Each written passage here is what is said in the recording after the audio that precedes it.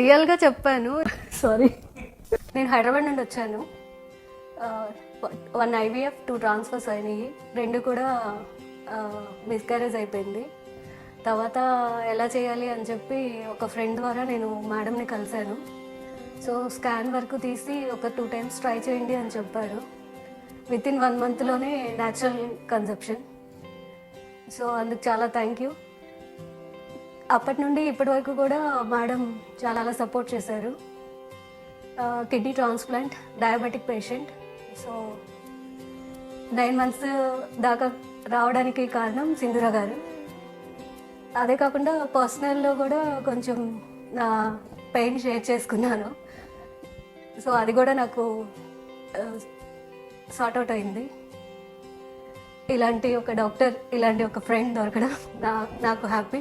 నేను యాక్చువల్లీ మేడంకి థ్యాంక్స్ చెప్దామని ఇంత దూరం వచ్చాను. ఇంకా అంతకన్నా